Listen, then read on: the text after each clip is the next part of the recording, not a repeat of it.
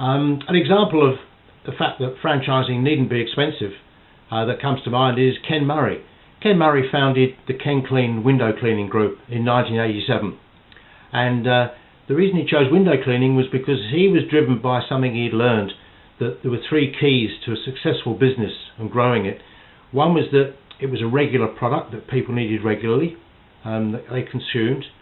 Another one was that you didn't have to carry any stock. And the third one was that you could delegate or train somebody else to do the job. And window cleaning fitted that bill.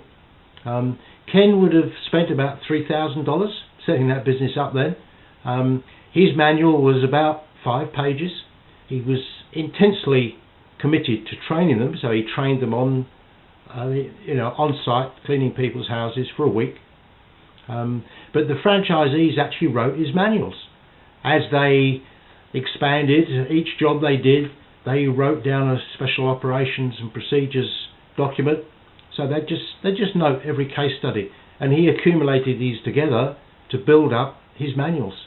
In fact, it didn't cost him anything to get started beyond his initial small amount of legal fees, because he got his franchisees from the church group he attended, the initial ones, and then subsequent to that, his further franchisees came from referrals, from customers, from friends of franchisees and families and so on. But he was the person that introduced me to the top 20 concept.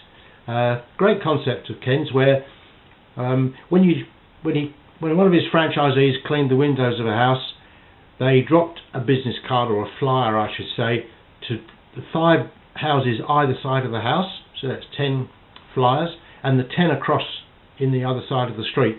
So there were 20 flyers, and the success rate he got from those was extraordinary. His only other advertising was letterbox drops, comparatively inexpensive.